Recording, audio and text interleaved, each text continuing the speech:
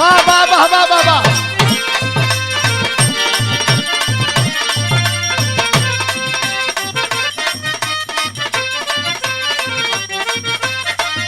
वाह वाह वाह वाह वाह वाह।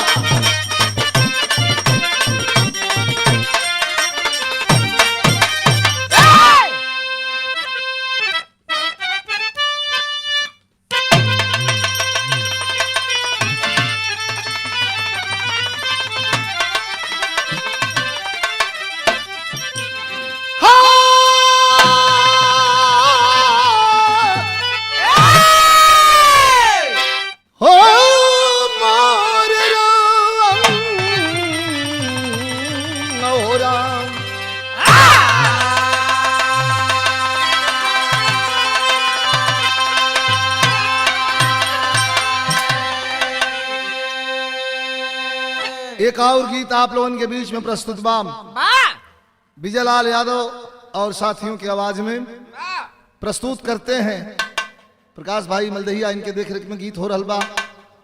और हमारे बीच में उपस्थित आपका भी बहुत बहुत कलाकारों की ओर से, दर्शकों की ओर से बहुत बहुत स्वागत है। एक गीत आप लोग सुने, गीत का भाव बा, एक पहलवानी का गीत बा और अपने गुरु जी के याद में आप लोगों की गीत सुनावत ही हम।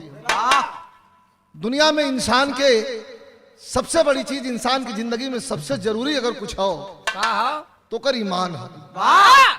भूमिका में कवि जी भाव लिखते हैं,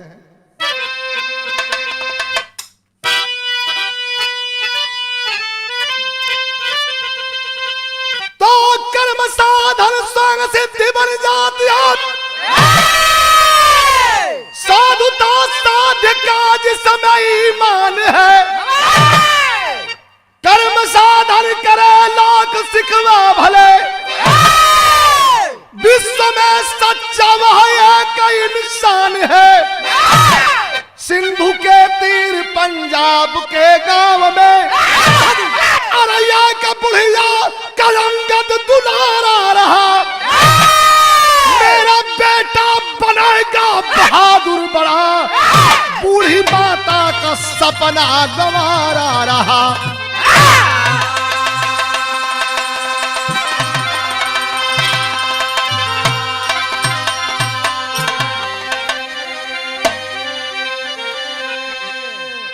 सिंधु के तीर पंजाब के गांव में एक बुढ़िया ग्राम करनाल के रहे वाली, ओकर दुनिया में कोई नहीं बा, एक बेटवा के पालत बा, वही पर आशा का ज्योति जलौले हो। लेकिन ओकरे मन में, बुढ़िया के मन में एक इच्छा हो। वो बुढ़िया माई के मन में का इच्छा है मास्टर? के राम करी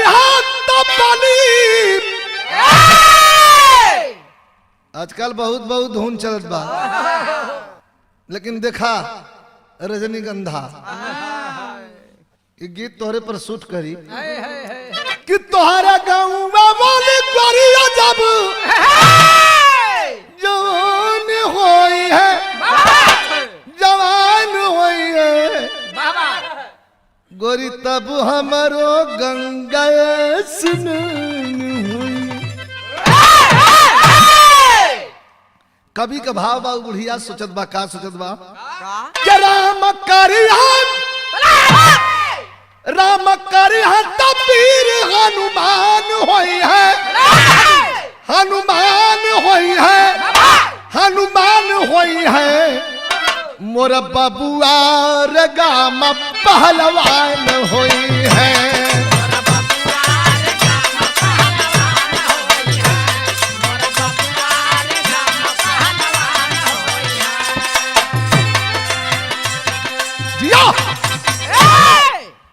खा के टांकी पत्थर देवता बन जाता है, खा के टांकी पत्थर देवता बन जाता है।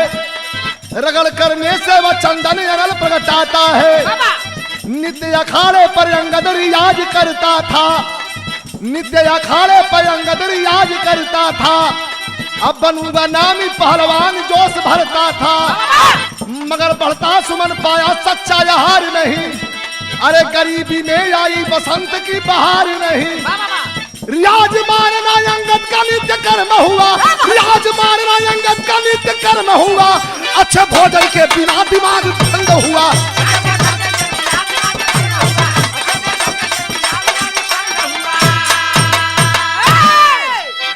बात विराह में बहुत पहले से बतावत चले ली, कौनो जरूरी नहीं बा कि बहुत ज्यादा धन या दौलत जेकरे पास हो वही के घरे बेटवा पहलवान हुई। कौनो जरूरी नहीं बा कि बहुत धन वाला दौलत हो वही के बेटवा बहुत बढ़िया गवैया हो जाई। काहे कि कुदरती ईश्वरी देन हो। बुढ़िया माई अपने बेटा खियावत बा, रियाज मारना अंगद का नित्य कर्म हुआ, अच्छे भोजन के बिना ये माथा गर्म हुआ। इतना रियाज मार दहलन अंगद, इतना रियाज मार दहलन कि माथा गर्म हो गल, भोजन नहीं समझ से मिलत बा। तो कवि जी लिखल न का कि कैसे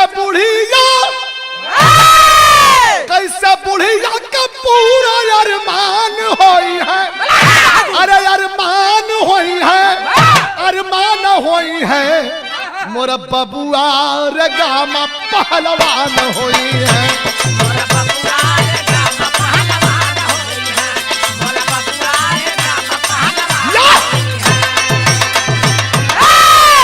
इतना ज्यादा रियाज मरलन है कि जब भोजन नहीं मिलल तो अंगद पहलवान का दिमाग गर्म होने लगल।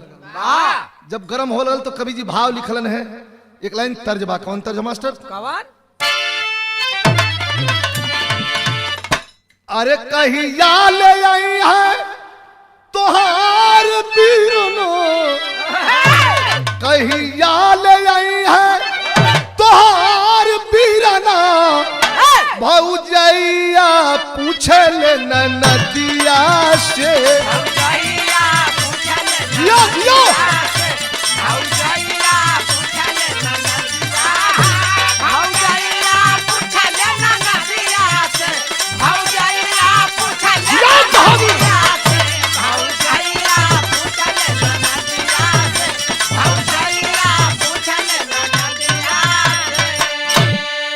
लेकिन जौने अंगद पहलवान के इतना शोर रहल, आज भयल कहा भैल सनकी हो अंगद पहलवान बबुआ, भैल सनकी हो अंगद पहलवान बबुआ, गाँव पूरा मार बजर में हनवा के।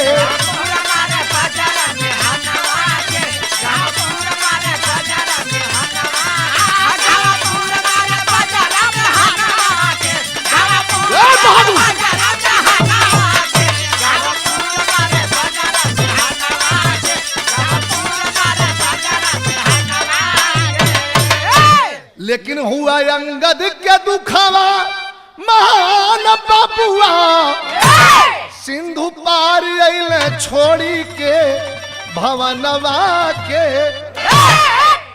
घर छोड़ दहलन, गांव छोड़ दहलन, काहे कि लोग पगला घोषित कर दहलन।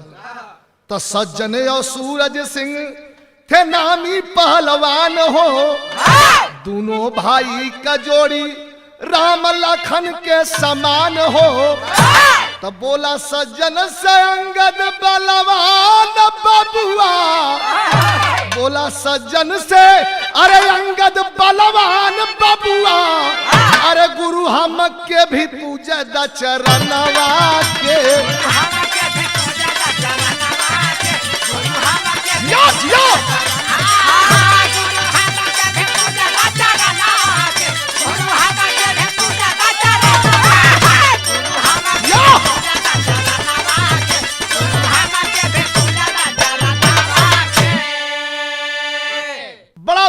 पहलवान सज्जन सिंह और सूरज सिंह दोनों सगे भाई, देश में बड़ी चर्चा रहल। जब नदी पार कैलन है तो अखाड़ा लेके 10-20 पट्ठन के सज्जन सिंह और सूरज सिंह जोर करावत हूँ। पगला जी के लोग कहत रहन कल का नामी पहलवान अंगद पहलवान हीरे के लड़का जाके वही अखाड़े पर पागल मतीन चुपचाप बैठल बा, बड़ा बढ़िया शरीर हो जवान, कहां से आवत हुआ। हाथ जोड़ के अंगद रोवे लगलन और कहलन है का कि तोहार जूठा खा ले और तोहन का सेवा कर ले, हमके भी अपन चेला बना ला। कभी जी टेरी के भाव लिखा ना मास्टर, कैसे पढ़ाला रजा।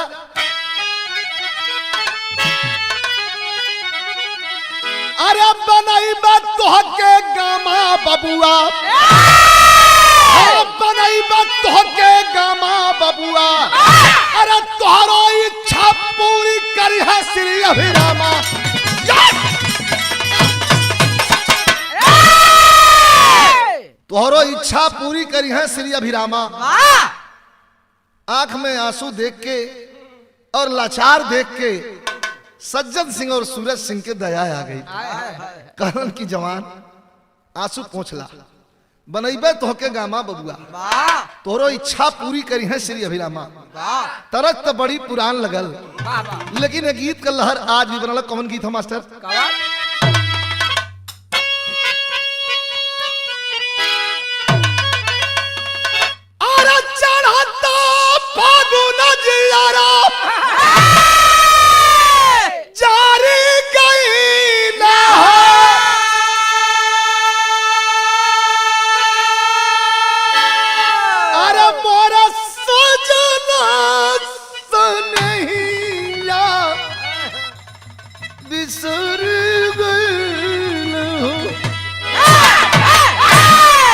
सज्जन सिंह सूरज सिंह छाती से लगौलन है, दो चार ठेरी आज पानी कैलन, अल्ले के घरे चलन कहलन तनको चिंता मत करा।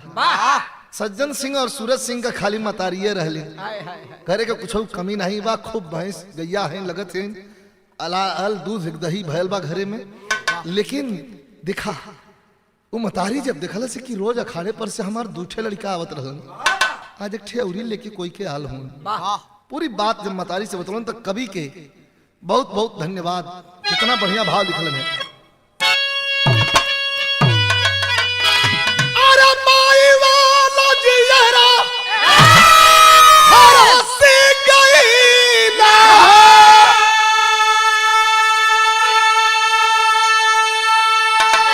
अरे आजा गोदिया में हमरे भरत आइले हो।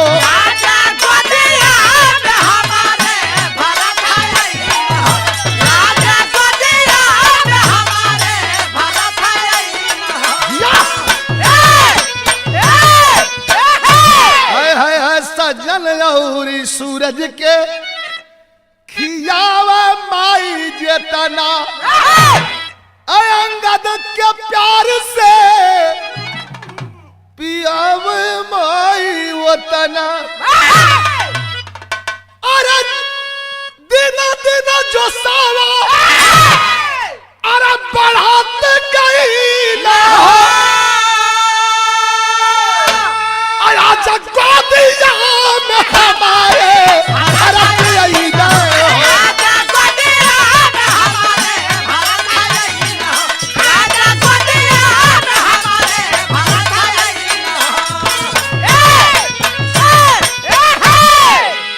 जितना सज्जन और सूरज का मतारी खियावत हैं उतने प्रेम से अंगद पहलवान के भी खियावल गनी।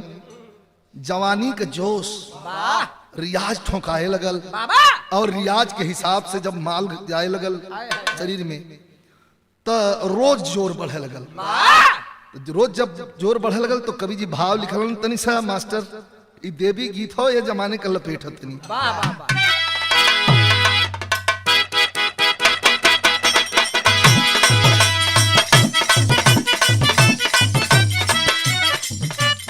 है गीतिया बा हाय हाय हाय हाय।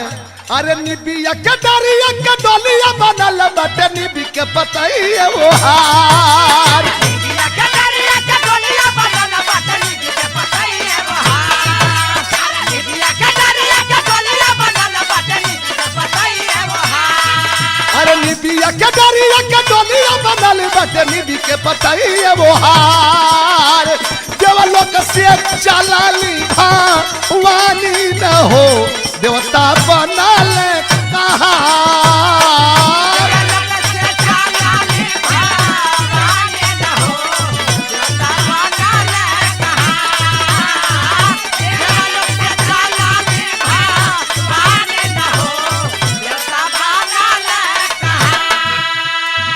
लेकिन ध्यान कहा अंगद पहलवान का? अरे ध्यानवा लगा नित्य करला साधनवा लेके हनुमान जी के नाम। ध्यानवा लगा नित्य करला साधनवा लेके हनुमान जी के नाम। ध्यानवा लगा नित्य करला साधनवा लेके हनुमान जी के नाम। अरे ध्यानवा लगा नित्य करला साधनवा लेके हनुमान जी के नाम।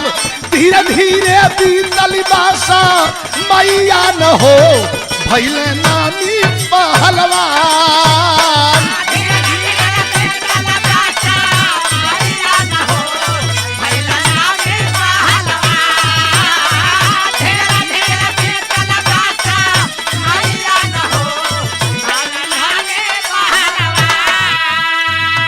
करतरिया जय दिन रहला खुशी मनवा जौहर सिंह बोलल बाजबान न हो राम।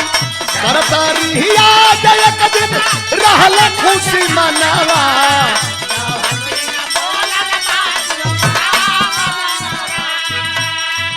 तोहरे पहलवानिया का सुनली हम चर्चा बहुत। तोहरे अंगद से कहलस के सज्जन सिंह सूरज सिंह का मामा आगे कहत बा सुनत बा जौहर सिंह नाम रहे। तो ममवा हर जमाने में हरमजादा रहल हूँ। मारिच मम्मा माहिर मम्मा शकुनी मम्मा कुल ममवा बदमाश रहल हूँ। अब देखलस कि हमार तो दूठे बहने रहबा कलन ते सरवा ई कन कहां से अहिर बहिर आ गई में। अब वो बुद्धि लगावत हो का लगावत बा तोहरे पहलवानिया का चर्चा बहुत सुन ले बाणी आज होई जाई इम्तहान न हो राम।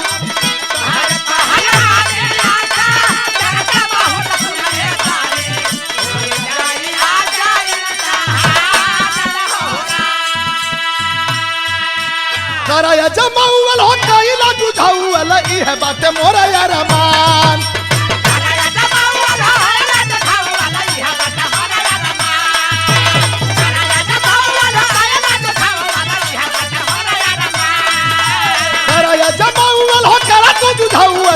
बात मोरा यारमान। सोचा बिचारा जिन जा मानवा न हो अंगद होई फरियान।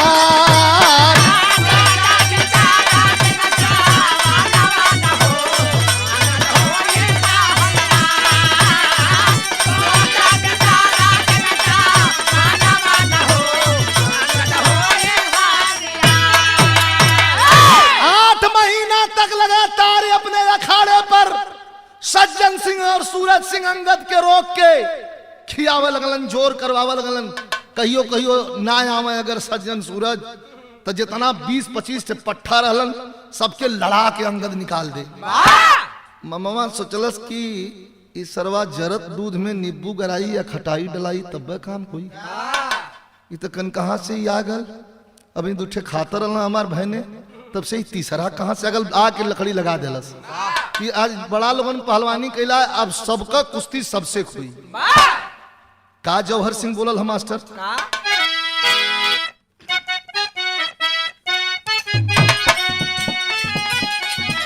अरे जौहर बोलल गुरु चेला के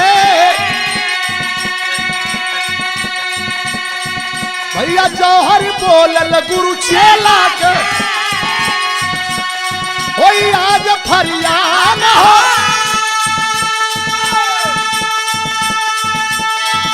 अरे दिखाई जाई अखाड़े अंदर दिखाई जाई अखाड़े अंदर के से बलवान हो।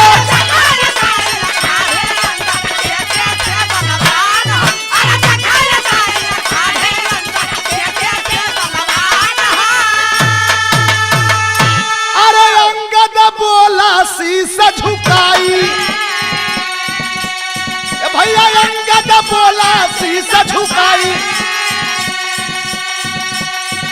हम ना गुरु से करब लड़ाई।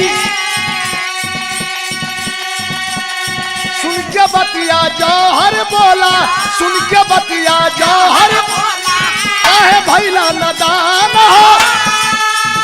अरे बेटवा बाप अखाड़े अंदर बेटवा बाप अखाड़े अंदर दोनों एक समान हो।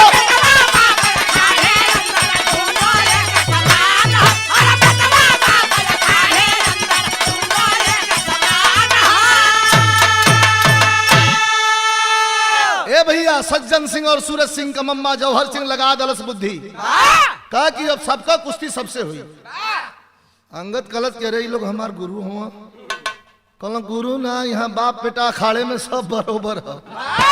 अब फरियाद जाई बड़ा लोगन खल मर्दवा किन किन के गाय भैंस पहुंचावत रह गई, बहनिया खियावत रह गई। तनी देखी जोर सबका त सज्जन सिंह और सूरज सिंह तब नलो का मन है कि भाई जब मम्मा कहत हूँ हाँ तो हो जा तो आवा तब हो ही जाओ।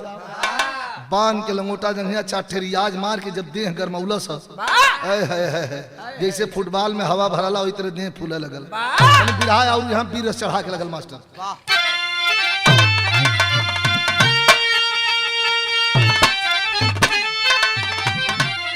अरे आखिर में हो गई कुश्ती करारी, ताली बाजल बा। सज्जन सिंह को अंगद दिया पछाड़ी, ताली बाजल बा।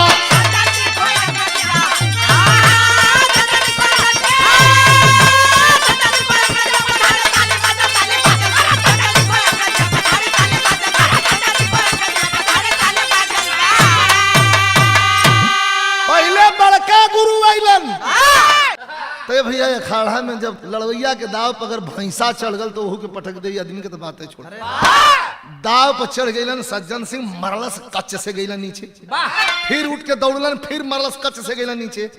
तो वही गरमैले के आयल हो सूरज सिंह भी लड़े ताव से, वो भी कुश्ती खाए हो। बहुत मचा तहल का चहुरी, अंगद सबको नीचा दिखलाए हो।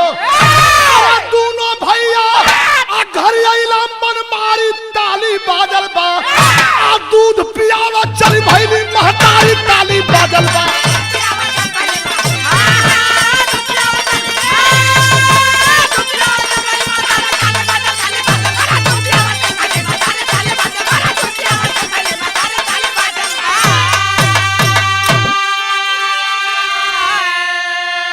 पटक के दोनों जाने के खाली कलश अखाड़े में जोर भयल हो और वो लोग के यह गलती देखा हो जाते हो।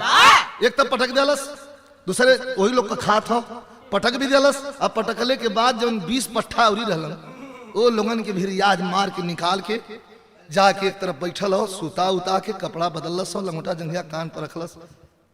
आयल घरे तो दूध पियावे चल भैली महतारी, ताली बाजल बा। विदेशिया का भाव हम आई दूध पियावे चलिन तब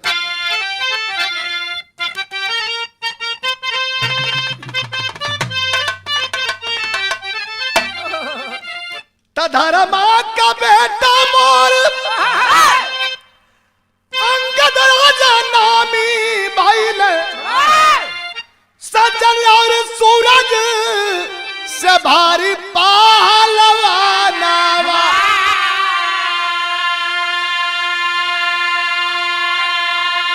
लेकिन राम लक्ष्मण भरत से बिछोहा भइले, जनवा मरा कदूनो करला पाया नवा।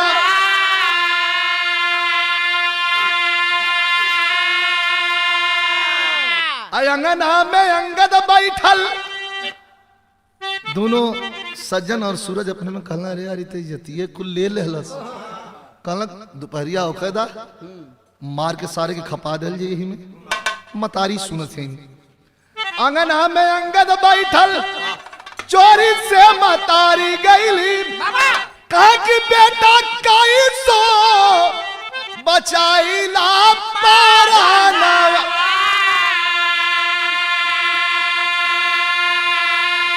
मतरिया जन दूधवा पियावत रहल सज्जन और सूरज के कहलस जाके कि बेटा प्लान कर दिले हमन कुल मारे के अपन जान बचाला। यहाँ करोड़ हो मास्टर थोड़ा सा कि बेसहारावा रोवत बू दई कमाई कई हो या चारावा, बेसहारावा रोवत बा।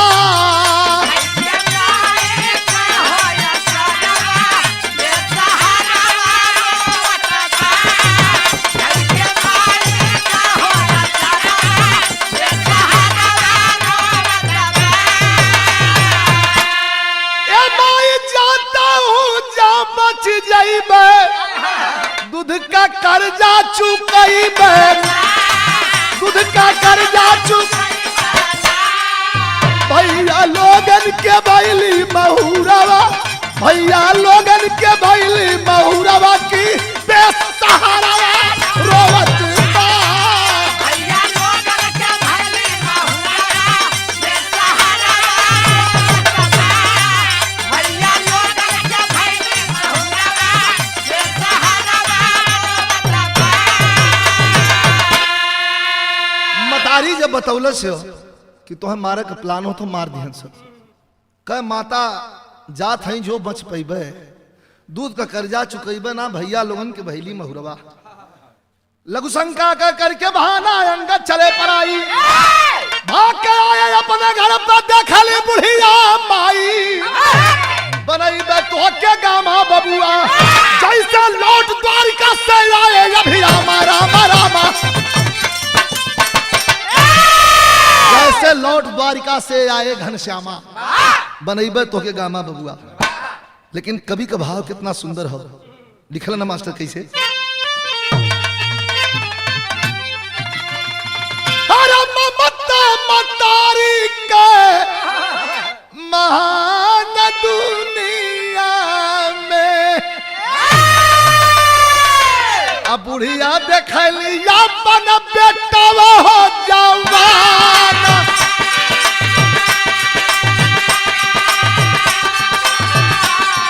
अरे फूले न संभाला बुढ़िया माई का कर जावा। अरे धनऊ मतारी जो बनवली पहलवान, लेकिन अंगद भेदवा बतावे नहीं असली। तोके ना छोड़ बनाई बातिया लंबान।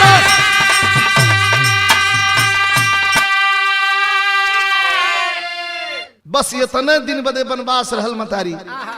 बुढ़िया माई के चरण पकड़ ले, कह अपन अपना है गैर गैर है, अब तो हम छोड़ के ना जाई। जौन भी रुखा सुखा गांवपुर के लोग मदद केलन, खियावा लगलन, खियार बड़ा नामी हो गल हुन। ये देखा गाँव गढ़ू गंभीर होला भाई, खियावा पियावा लगलन लोग। 6 महीना बाद भयल का ये भैया तब बीतल कुछ दिन, दंगल पड़ल और सूरज सिंह आके लड़े हमसे।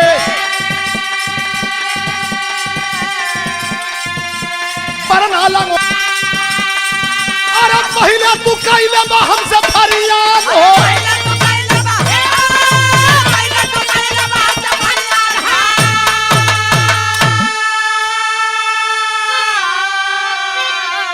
अहिल्या का सबसे बड़ा दंगल पड़ल।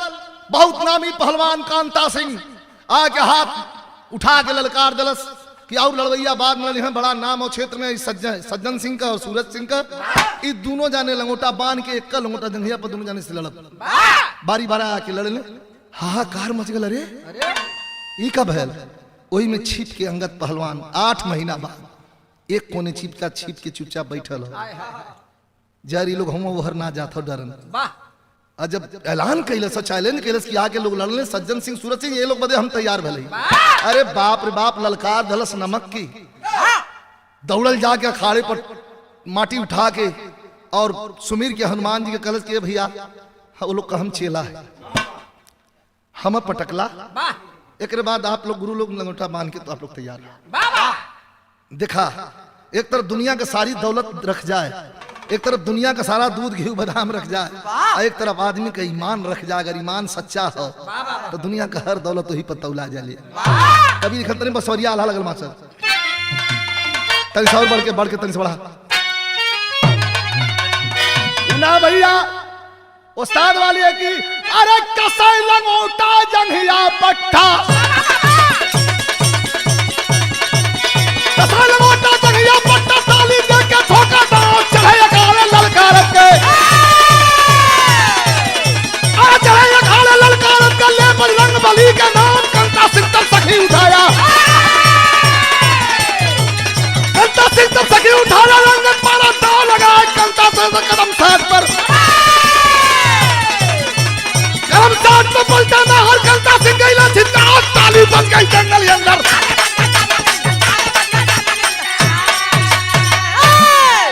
हाथ मिला के दाव पर दाव चल लगल, खच खच खच खच। करम साठ पे उठा के मरल चक्क से गई नीचे कांता सिंह पटक के छाती पर हुमत दलस करस की यही पर गुरु से हमने लड़का अब उठा हिम्मत होता और एक बार लड़ जा। और कहानी कोई काल्पनिक नहीं है, गलत नहीं है, झूठ नहीं है, फरेब नहीं है, सही कहानी है। भले नाम थोड़ा बहुत एरर हुई लेकिन आप लोग भाव स्तर के समझला। कुछ लोगन पुरान लोग जो हुई हमारे गाना के सुनी हमारे उस्ताद के मुंह से आप लोग सुन लो गाना के हमारे सुनने पर पूरा पूरा दृश्य सामने आ जाएगी। ए भैया तो कवि जी लिखना का अरे पर विजयी भाई अंगद पहलवनवा आ गुरु का चरनिया के चुमा मुस्का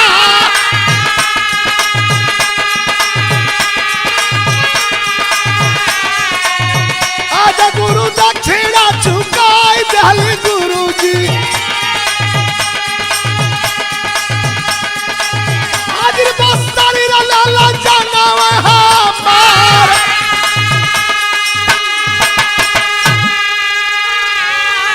कांता सिंह के पटक के छाती पर चढ़ के और जब विजय घोषित भयल है तो वो उठ के जाके और सज्जन सिंह और सूरज सिंह के चरण पकड़ के कहलस गुरुदक्षिणा जौन रही चुका देली अब हमार शरीर हाजिर हो आप लोग जान लेना।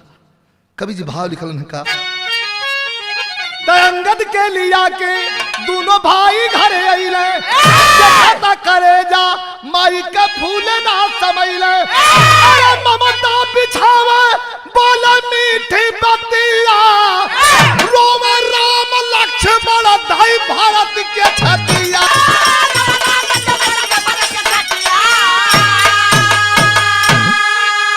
गुरु बिहारी गुरु गणेश गुरु रामलाल वर्मा का चंद्रिका कभी और चंद्रिका बेजान पता का बनाई में तो क्या गामा बबुआ रामदेव विजय लाल का रक्षक श्री अभियामा बनाई में तो क्या गामा बबुआ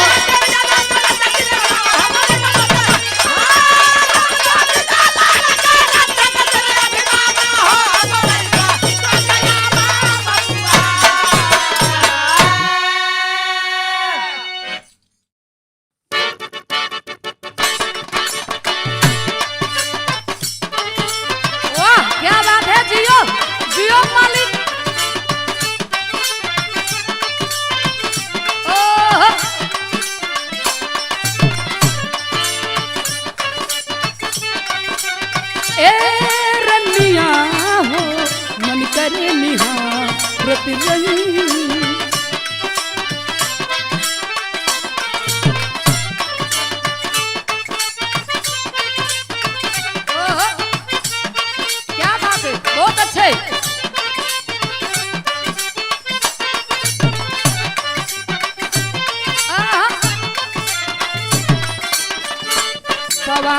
सलोना ए रनिया हो मन करे निहारत रही।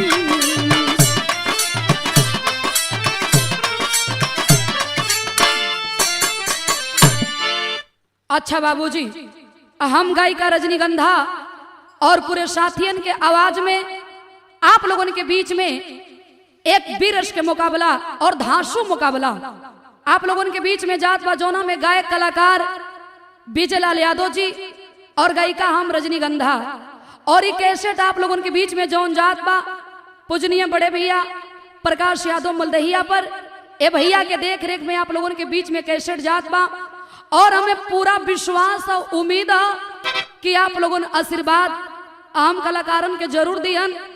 आ देखी विजय लाल जी कहत माने कि हमार नाम सुनते फूल गईलू यहाँ फूले को हाँ हम ना आइले तो से मुकाबला आजे तो था चली कि के करे में कितना पानी है। आ जौन बोलत हुआ ना आवा आवा देखा तोरे पर चढ़े जाती आवा।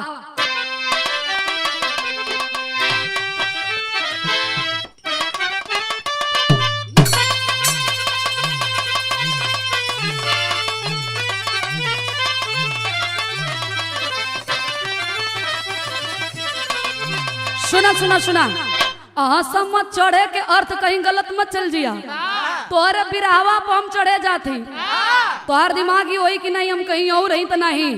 आवा आवा मास्टर।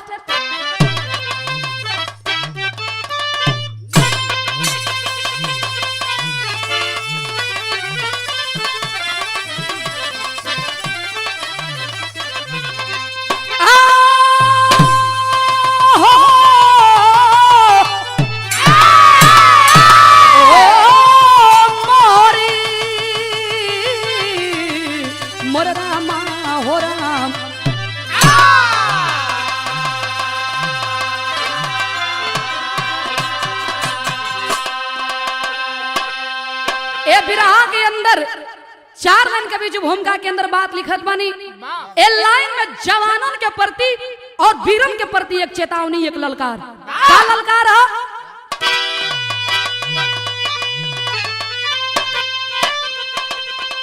जल जला हो उठा दिल प्रतिशोध में, आग इंतकाम की है दहकने लगी। आन पे बान पे शान पे सुरमाओ, जुल्म जंगी जवानी दहकने लगी। पानी रख ले वतन का जो शेर बबर, वही है बहादुर बबर बाज डंका। उसका इतिहास रोशन रहेगा जहां में, जोखन वीरता के जंग में बजा दे जो डंका।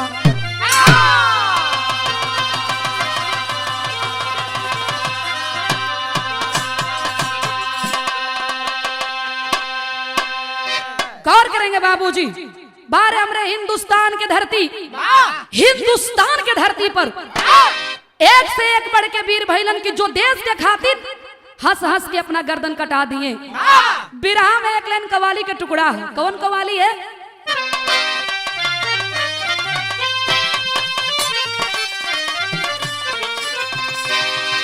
देखिए विजयलाल जी, ई लाइन आप खातिर हम गावत थी, आए के रहुआ दिल दिमाग में एकदम धंसा ले। का लाइन?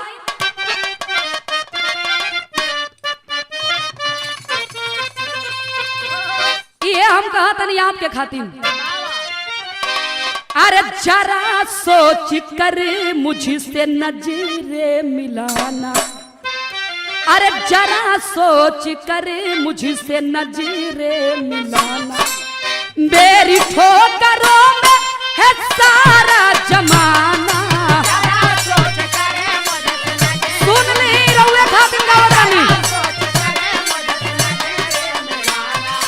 मेरी ठोकरों में है सारा जमाना।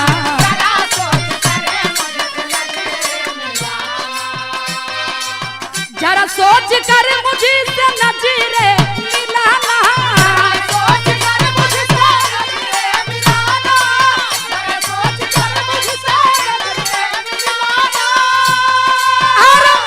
ठोकरों में है सारा जमाना। मेरी चक्कर में हर गिज नया।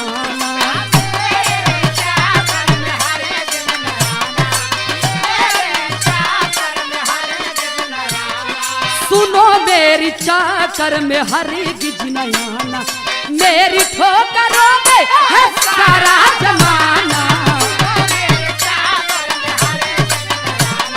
अरे दिया बहादुर, क्या बात है? चप्पल है।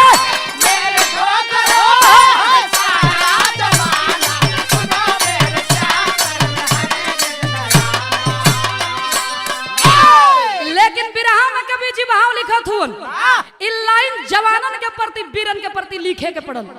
का लिखे के पड़ल?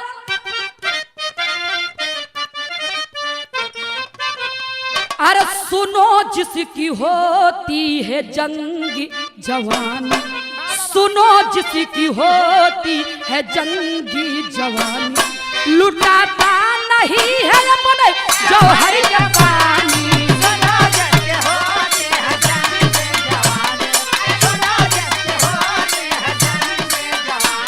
लुटाता नहीं है अपने जौहर का पानी।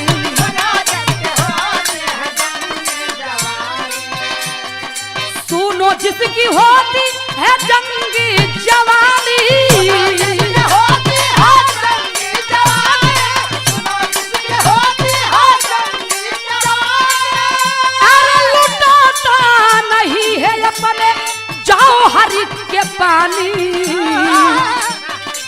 उधर भी है पानी तो इधर भी है पानी, उधर भी है।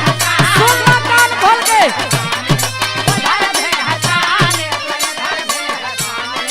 उधर भी है पानी तो इधर भी है पानी, लुटाता नहीं है अपने जौहरी के पानी।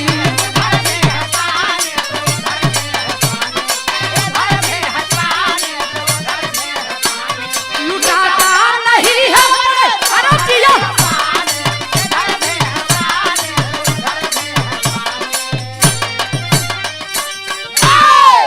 बिरहा के कहानी बाबूजी यही से हमार शुरुआत हो गई। बिरहा के कसौटी पर कभी जी जोहरी सर में बात बतावत हो उनका।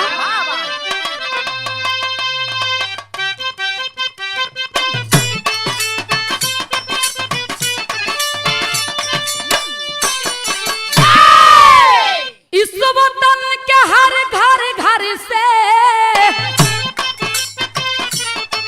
ललकार उठा फौलादी,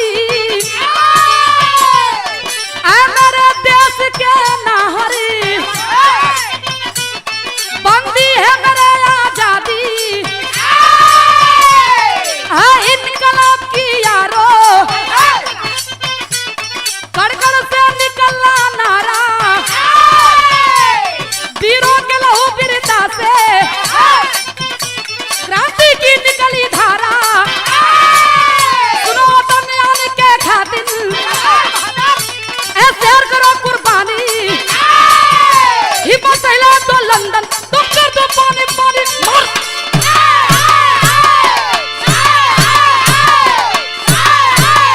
अरे जीवन बहादुर। एक कहानी के आप लोगों ने समझ ली बाबूजी, इहो समय के कहानी बा जौना समय हमार देश अंग्रेजन के गुलाम रहल। लंदन के रहे वाला जनरल डायर अंग्रेज और लॉर्ड कैनरी हिंदुस्तान के धरती पर आइल और हिंदुस्तान के धरती पर इतना अत्याचार किया, इतना अत्याचार किया कि पापी के आतंक से पूरे हिंदुस्तान के लोग थर्रा उठे।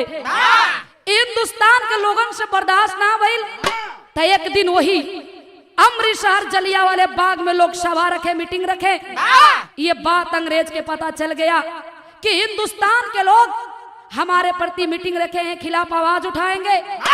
वो पापी अंग्रेज अपने सिपाहियों से आदेश कर दिया कि आए सिपाही जाकर जलियांवाले बाग में इतना गोली चलवाओ, इतना गोली चलवाओ कि हिंदुस्तान के लोग मिट्टी में सन जाए। आए हाय बारे जलियांवाले बाग, ये बात आप लोगों ने जानत हुआ हो भैया। ओए जलियांवाले बाग में हजारों लोगों के मीटिंग बैठल बा। वो मीटिंग में पिताजी के साथ में उधम सिंह भी गए थे। आज जब ये लोगों के मीटिंग शुरू भई तब तक से अंग्रेज के सिपाही आके तड़ा तड़ गोली के बरसात शुरू कर देलन है भैया। लाश पर लाश गिरल बा।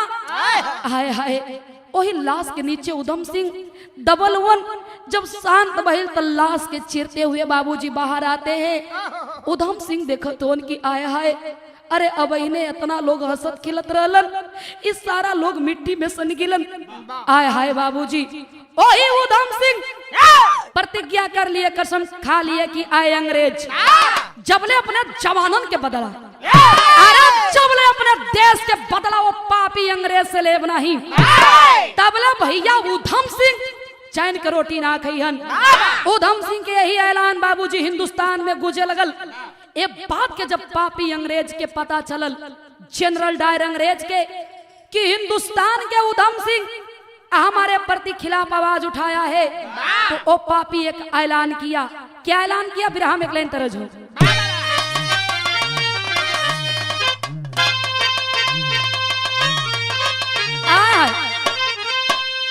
एक गीत के स्वर्गीय रामदेव गुरु अपने जवानी में मचल के गावा देखा भी जलाल जी इकुलापे बतावेला का,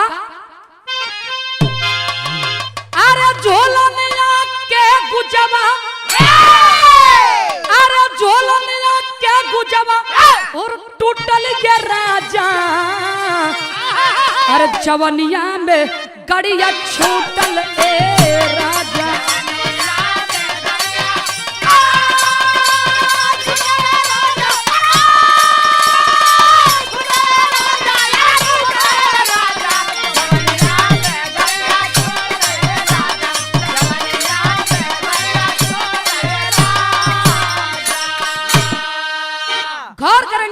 बाबूजी वो अंग्रेज के आतंक देख के हमरे हिंदुस्तान के कोने कोने से एक आवाज निकलल। कौन आवाज निकलल? अरे गोरे जुल्म अल्लाह नामा, अरे गोरे जुल्म अल्लाह नामा सुनावला गे बाबू, गद्दार पपिया रंग जमावला ए बाबू।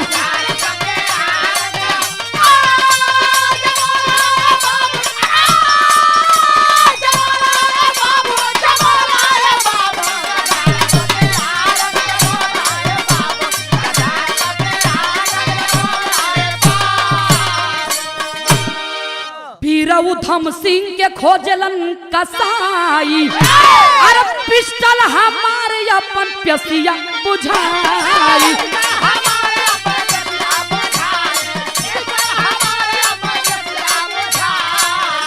अरे दसवा मया गिया, अरे दसवा मया गिया लगवल सिया बाबू, गद्दार पपिया रंग जमावला ए बाबू।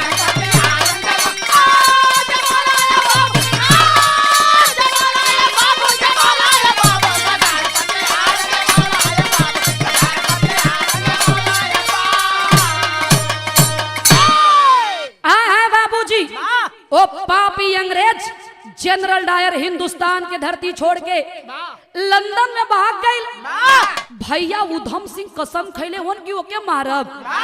एक जवान आके बोला कि अय भैया उधम सिंह के मारे बदे तैयारी में हुआ। ओ अंग्रेजवा के ना हिंदुस्तान के धरती छोड़ के पापी लंदन में चल गिल। कल अरे जवान लंदन हमारे लिए कोनो दूर ना। भैया उधम सिंह 7 समुंदर पार करके वही लंदन में गईलन। वही लंदन में जब गईलन तो पापी अंग्रेज के मीटिंग सभा रखा हुआ था बाबूजी। भैया उधम सिंह वही मीटिंग में और सभा में जाके 12 हुआ समाज में इनकलाब जिंदाबाद के नारा लगा के जनरल डायर अंग्रेज के वही लंदन के धरती पर मरलन। आय हाय, लेकिन एक घटना घट गई बाबूजी। वही पापी अंग्रेज भैया उधम सिंह के पकड़ के वही लंदन में फांसी की सजा दे दिलन। आज जब लंदन में फांसी दे दिलन है भैया, ए बात के दिलबाग सिंह के पता चलल। उधम सिंह और दिलबाग सिंह एक दांत के रोटी खा, गजब के दोस्ती गजब के मित्रता रहल। अतना बतिया के भैया दिलबाग सिंह सुनलन है बाबू तो रोवत हुन और रो रो के एगो बात बतावत हुन। का बतावत हुन? एक लाइन तरह जे मास्टर।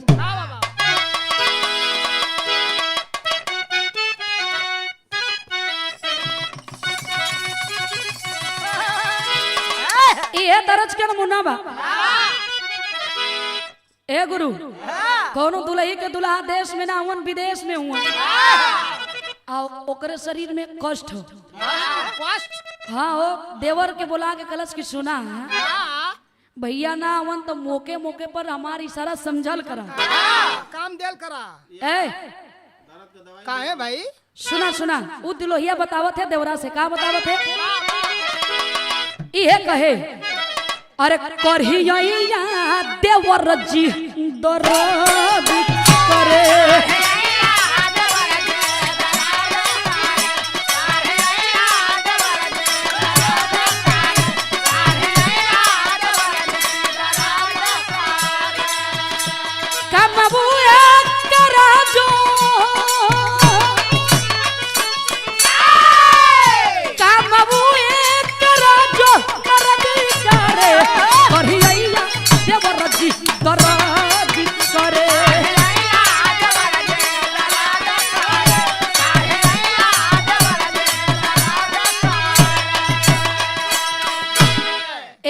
कतने लोगन डूब उतरा गई होइयन, लेकिन वो दुल्ही के कोनो गलत निशाना ना रहे। कहे तोहार भैया ना हुन बाजारे से जाके दवाई ले के कबो कबो खिया दिहल करे। लेकिन एके छोड़ा है भैया, बिरहा में कभी जी बात बतावत हुन। भैया दिलबाग सिंह रोवत हो ना रो के बतावत हुन। का बतावत हुन? अरे आग गुलशन में पपिया लगाई दिहला,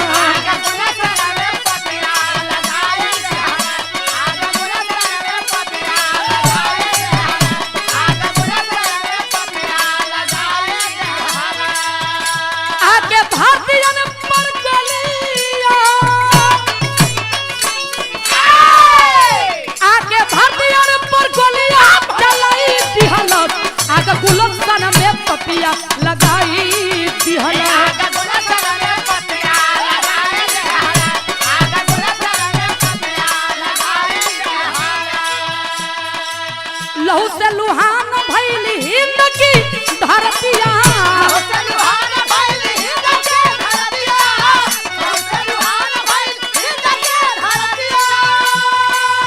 तीरथ जवान के तल पे माटी में मूर्तिया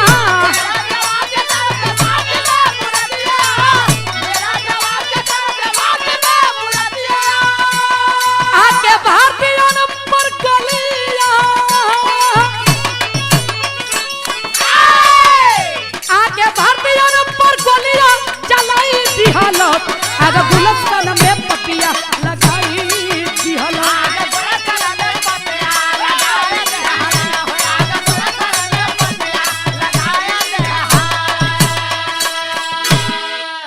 यार दिलबाग सिंह कसम खा गिलन के भैया उधम सिंह ए धरती पर दोस्त के छोड़ के चल गिला दहिरा हाथ हमा टूट गिल लेकिन भैया तोहार बदला पापी अंग्रेजन से ले लॉर्ड कैनरी अंग्रेज यही इलाहाबाद में बदली करा के रहत रहे ए भैया दिलबाग सिंह 10 क्रांतिकारी नौजवानन के लेके मीटिंग करे लगलन कि पापी लॉर्ड कैनरी अंग्रेज के मारब आए हाय दिलबाग सिंह के घर में ए बाबू एक के बहन रहल जौन बाबू माई के बचपने पर के निशानी रहल उ बहनिया के मर समय माई कहले रहे कि ए बचवा एक बहिना एक बेटी मनिया और ए बेटा जब हमार बिटिया सयान हो जी तो ओ बेटी के पोष पाल के और हमारे बिटिया के कोनो बढ़िया घर बर दे के शादी करके प्यार से डोली में बैठा के एक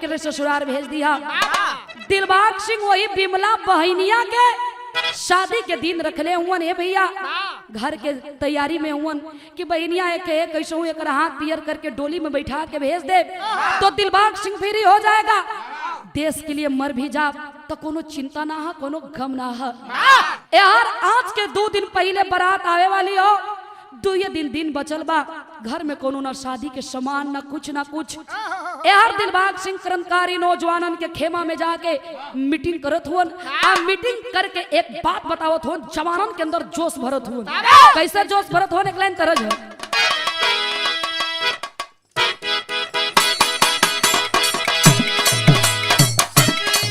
क्या बात है दिया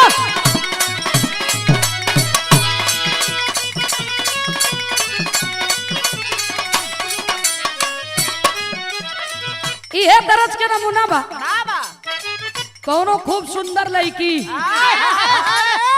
कौनो लड़चुआ लड़का जब लड़किया के देखलस ओकरा पीछे पीछे लड़चुआ चल रहला वहां तू क्या करत रह यो ओ संगवा रोकत रहना अच्छा वो रोकत रहलन तू क्या करत रहला ये लाल के सब पियत रहना अच्छा तो हम लोगों ने समय वही के शौकीन हो गए हुआ का वो लड़का बतावत है का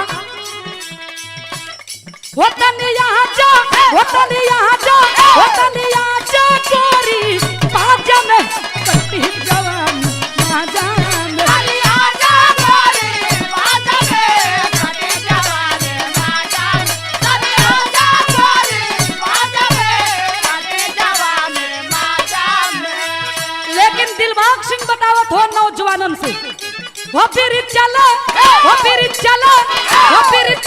बहादुर संग में उह लोहा ले जंग में चला बहादुर संग में वो लोहा ले जंग में चला बहादुर संग में वो लोहा ले जंग में अरे देश के खातिर बन जा बागी देश के खातिर बन जा बागी देश के खातिर बन जा बागी रोम रोम में गिरता जागी रोम रोम में गिरता जागे रोम रोम में गिरता जागे वो सब चली है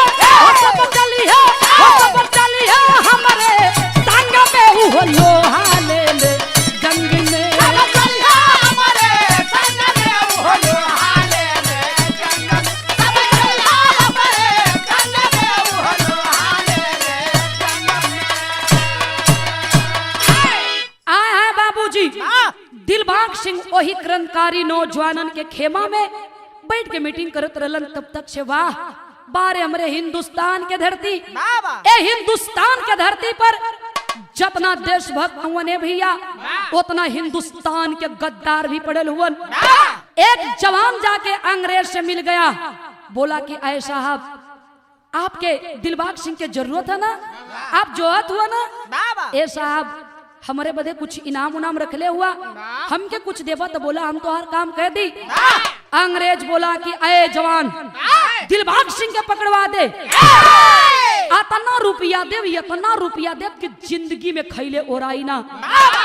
वाह, कितना लोगों ने ही देश के खातिर अपन गर्दन कटा देत हुवन, ए देश के खातिर हंस हंस के कुर्बान हो जात हुवन, लेकिन रुपया पर ओ पापी बिक गया, हिंदुस्तान के साथ गद्दारी कर दिया। अंग्रेजों से पता बतौला से भैया अंग्रेज आके चारों तरफ से घेर लेते हैं और दिलबाग सिंह के हाथ में हथकड़ी डाल के जब बंदी बनौलन तो जवानन से दिलबाग सिंह रो के एक ही बात बोले कि भैया अंग्रेजन से हम पकड़ गई नहीं ना, देश के खातिर मर्जी कोनो चिंता ना, लेकिन आप लोगों से ये निवेदन हो कि हमारे पगली बहनिया के परसवे दिन बारात आई, कैसे वो ओकर हाथ पियर करके डोली में बैठा दिया। आय हाय रात बीत गिल, दिन बीत गिल, बिमला रोवत में कि कल्ले से भैया घरे ना आइलन। वो पगली के का मालूम बा कि हमरे भैया के अंग्रेज जेल में बंद कैले हुवन। आय हाय बाबू वही मड़वा में बैठ के बिमला रोवत बे और सिसक सिसक के एक बात कहत बे, का कहत बे मास्टर, एक लाइन गीत हो।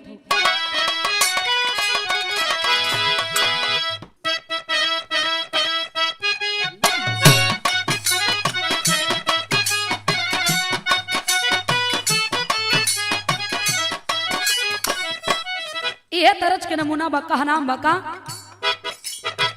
सिकिया मोचेरी चेरी गड़िया बनवानी, अरे गड़िया बनवानी हो मुसवा लड़िया कैले।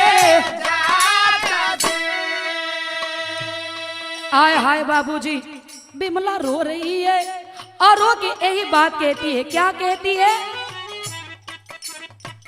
ए हर बहन भी माला के रहली सगैया, ए बाबू रहली सगैया हो सजल बाटे मरवा दुआरा,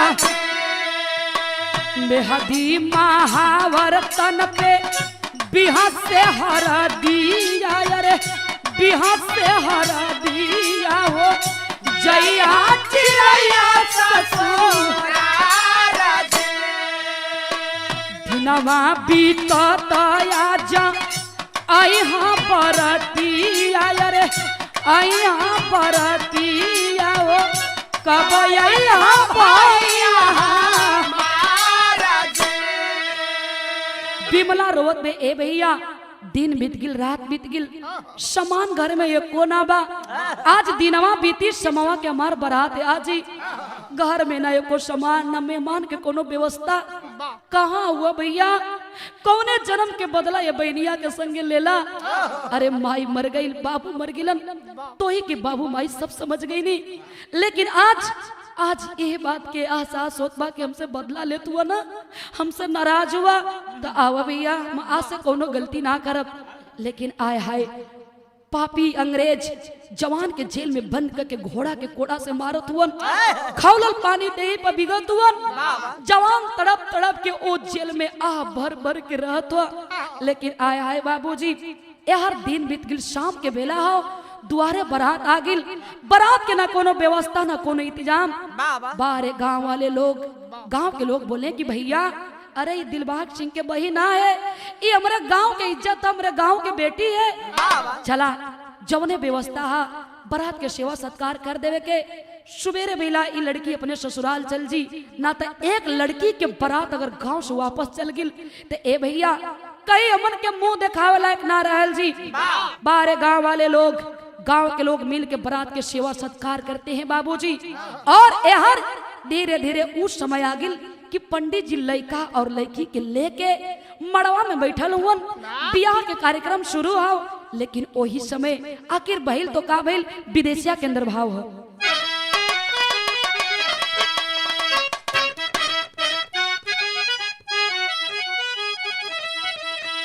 दिनवा बीतता जाबा अरे भैली कुछ रतिया हो आ दुआरे पया गिल बहन बिमला के बारती होते सवेरे कौवन अरे भैया मोर विदाई करिगे आ जो बहन बिमला अपने भैया के सूरती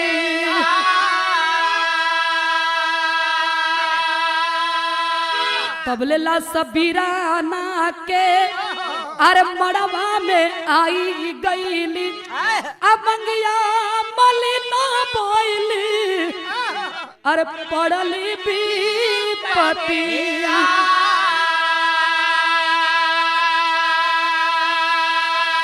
मरते समैया भैया अरे लिखल रहला पतिया में आदेशवा के दुश्मन तोहर अरे पति बाटे घाटी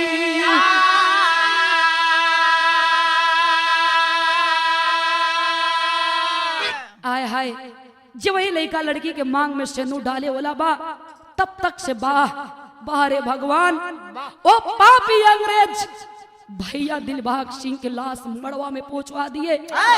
मड़वा में खलबली मचलबा की अरे ई का देखे के मिलत बा ये दुनिया के दाता ए भगवान जौने बहिनी के आज घर से डोली उठे वाला बा देखे के तो यह मिलत बा कि डोली से पहले वो घर से वो लड़की के भाई के अर्थी उठी।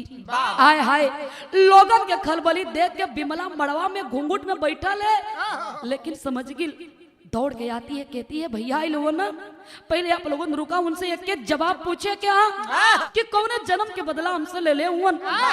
जब आइल तो सफेद चादर उड़ा के भैया के लाश वही द्वार पर रखा रहे आके कहती है बिमला वाह वाह रे भैया वाह अतना थक गई रहा वो कि आवते आवा सुत गईला एक बार देखे ना नयला कि मेरे श्रृंगार में कौन कमी है तू कहत रहला ना कि तू जब दुल्ही बन के डोली में बैठबू तो के एक ऐसा निशानी दे कि जिंदगी भर याद करबू कहाँ निशानिया का लाइल वो हमरे बदे जाके चादर खींचती है बाबूजी कांप उठती है पूरे खून से शरीर लथपथ बा भैया ये धरती पर दुनिया में ना हुआ हाय भैया कह के लाश पर गिर जाती है कहती है कि वो अब समझ में आई कि इहे निशानियां देवे बदे आप हमसे वादा कैले रहला और रो के चिल्ला के कहती है कि बा रे भैया बा ई काप कैला हमरे संगे हो भैया एकदम अनाथ छोड़ दिला अकेला छोड़ दिला के देख के हम जियब लेकिन जब पाकिट में हाथ डालती है बाबू तो मरे हुए समय भैया अपने खून से एक पाती लिखे थे कि बहन ए दुनिया के छोड़ के हिंदुस्तान के धरती के छोड़ के जात बानी लेकिन हिंदुस्तान के धरती पर हम नहीं ए हिंदुस्तान के धरती में तोहरो हक हो ए बहिन हम ना समझ पौनी रे पगली जैसे तोर शादी तय कैले है ना वह पापी रुपया के चलते अपन ईमान और हिंदुस्तान के बेच दिया वह मुखबिरी करके अंग्रेजन के हाथ में हमें पकड़वलस। इतना बात जब बिमला सुनती है ललकार के कहती है अरे भाई हो भरत लक्ष्मण जैसा अरे भाई हो भरत लक्ष्मण जैसा जो तज्ञ तक राजधानी को अरे पति हो भगत उद्धम जैसा जो लुटा दिया जिंदगानी को अरे गद्दार पति के संग में मैं अरे गद्दार पति के संग में मैं हरगिज नहीं प्यारा चाहूंगी अरे बनकर के कलंकित दुनिया में गद्दारन कहलाऊंगी। तब उठा लिया हाथे पिस्टल तब उठा लिया हाथे पिस्टल गुजी इनकलाब की बोली है और भारत के सिंहनी दुल्हे के सीने में मारी गोली है। जवन चुनरी ससुरा के शोभा रहले भैया बांध लेती है कफन कहती है कि वाह वाह रे पापी रुपया के चलते हिंदुस्तान के साथ तू गद्दारी कर दिया क्या भरोसा मांग में सिंदूर डाल के ले जाएगा रुपया पर कहीं बीच चौराहे पर हमके भी बेच सकेले नहीं चाहिए मुझे ऐसा पति पोछ लेती है बाबूजी हाथ के मेहंदी महावर और बांध के कफन जाके मड़वा में खड़ा होगी। यार हित सोचत हुआ पैसा मिली गई, सेनो डालो मेहरारू भी मिल जी, लेके घरे जाई। जिंदगी बड़ा ऐश में बीती। कहती है कि वाह शर्म लगत बा ये बात के कि तोरे जैसन गद्दार हमार पति बने जात रहे। खींच के पिस्टल इनकलाब जिंदाबाद के नारा लगा के मरलस धाए धाए 3 गोली। मम्मा हंसे लगला, का करे लगलन? हंसे लगला की इनसे मिला वो गोली लगी तो हंसी, इनके तो नहीं करतलिए छुआ के देखा ये हंसत हुन के रोवत हुन। गौर करेंगे बाबूजी, बिमला बांध के कफन चल देती है, मड़वा में भगदड़ मच गई। वही से बिमला के रास्ता एक अलग हो गया। आखिर बिमला कैलाश का बिरहा भेजा सा चढ़ल का नाम होगा।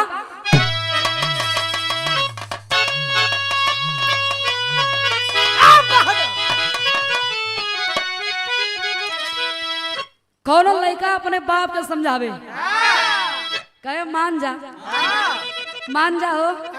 जवानी में बहुत डरवारी डकला। वहाँ तू का करत रह? अरे वो हम देखत रही कैसे डाकत हुआ हो। तब का बेटा हो तो ऐसा कि मौका पा के बाबुओ के डका दे। अरे बड़ा मदद करने बाबूजी की। वो बतावत है का बतावत है। अरे जवानी में कतननी, अरे जवानी में कतननी के खाई लागे बाबू, अरे बुढ़ैया में इनका कैला ए बाबू।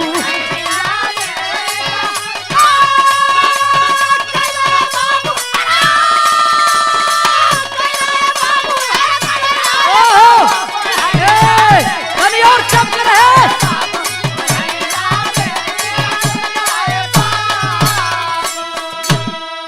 लेकिन बिमला के सर पर कफन है, हाथ दोनों खून से रंगाइल है, लेकिन बिमला कैलस कहा कैलस। अरे भागदड़ मचल सोला, अरे भागदड़ मचल सोला, अरे भाड़क कलिया बाबू, अरे बघिनिया के भुजवा फरकल ए बाबू।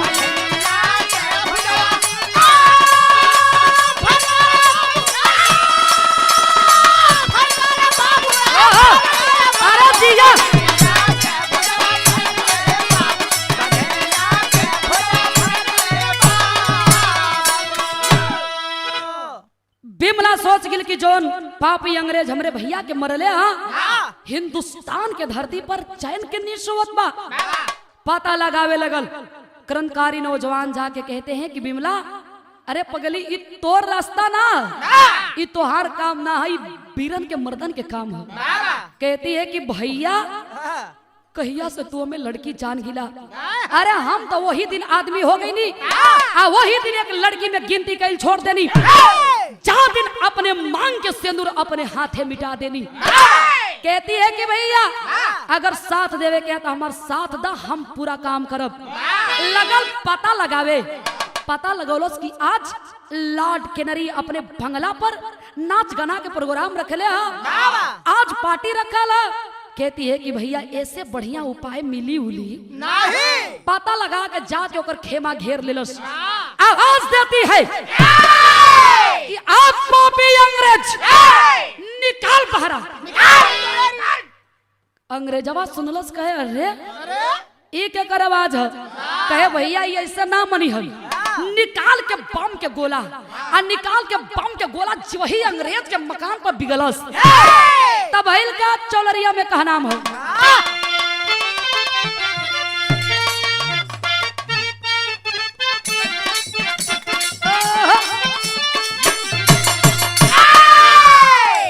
बारी उम्र कमर लचकनिया,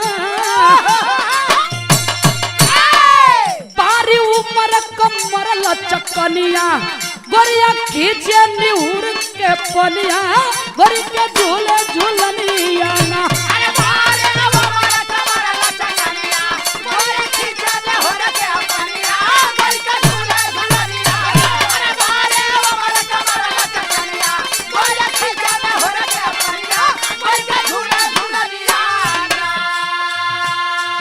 बिमला कैलस लिहल्ला घेर से रतन लागल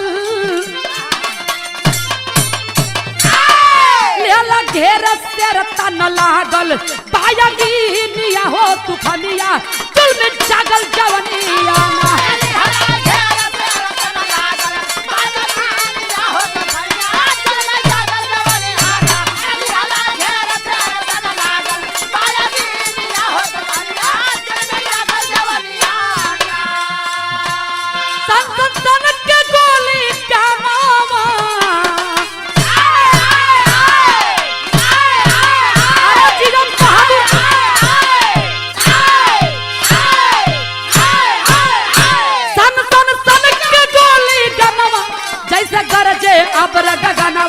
जैसे गरजे अब रगनवा जुलम के नरी सार भेटैला सनवा पहनो इनके अइला कैला सेवा गोरे सालन कैसा लालिया हो तूफानिया जुल्म जागल जवनिया ना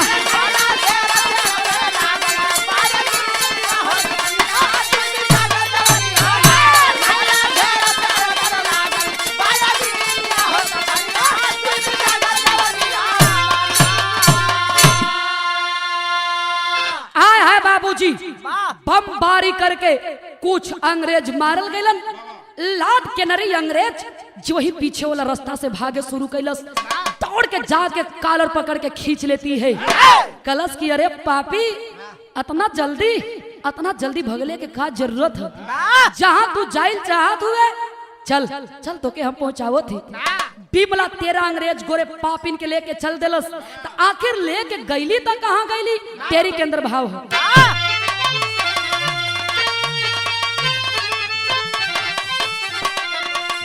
अरे बगावत करने भागी चल पड़े अरे बगावत करने भागी चल पड़े नारा इनकलाब के रंजंग लगावत रे लगा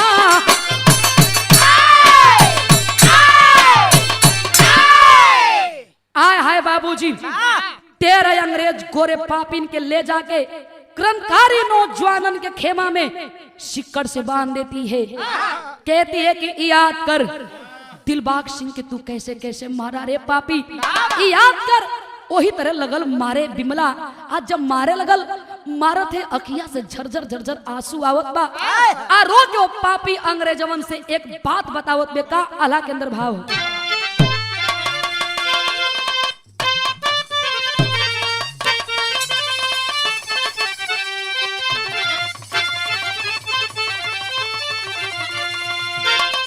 हो पापिया अब पहाड़ बन के रही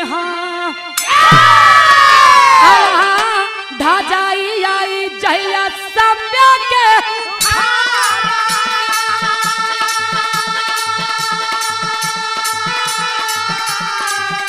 और पपियन के पाप के विनाश होई जाई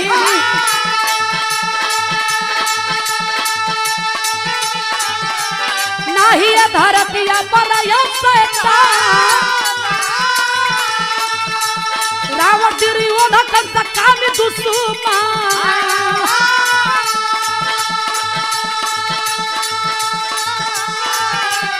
अंत वैसा सानवा के भैला श्रीमा और धाए धाए गोलियां चलावे उहोला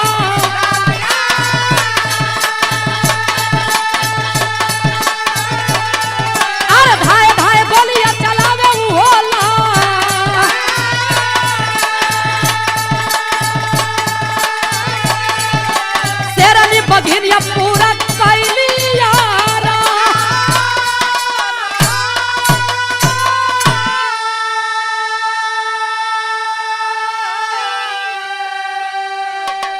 आय हाय बाबूजी जो वही हाथ में हथकड़ी और पांव में बेड़ी सिक्कड़ से बांध के बिमला घोड़ा के कोड़ा से मारत जब थक जाती है तो बगल में बैठ जाती है एक नौजवान गोली के निशाना साधे लगल वो पापी अंग्रेजन पर दौड़ के जाके जवान के कलाई पकड़ लेती है कहती है कि भैया ये हमार शिकार हुन जे करे चलते जिंदगी हमार बर्बाद हो गई ए धरती पर ना कोई के बेटी रह चुकनी, और ना कोई के बहन रह चुकनी, और ना कोई के पत्नी, ना कोई के बहू। जिंदगी तो बर्बाद हो गई, लेकिन अंतिम इच्छा पूरा कर लेवेदा। आय हाय बाबूजी, अपने हाथ से पिस्टल लेके बिमला 13 अंग्रेज गोरे पापिन पर गोली चलाती है और लाश में लिखवाती है, हिंदुस्तानी शासन जिंदाबाद और अंग्रेजी शासन मुर्दाबाद। बाजार के हर चौराहे पर गोरे गोरे चेहरा में काला करिखा पोतवा के हर बाजार के चौराहे पर एक एक लाश टंगवा देती है। तो यही से गीत की आखिरी कड़ी में खड़ी के अंदर भाव हो,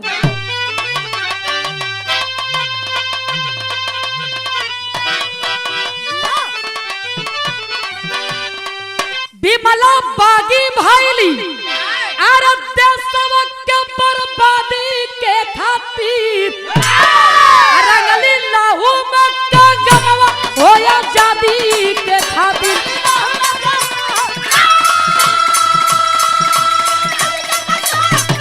जियो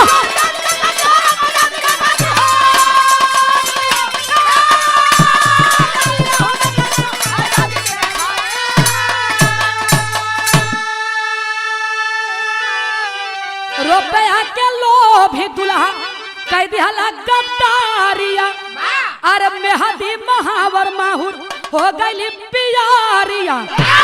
ठंडा भारत देश के झुके न दिहरी, अरे शादी के खातिर रंगली लाहू में कंगनवा होया जादी के खातिर।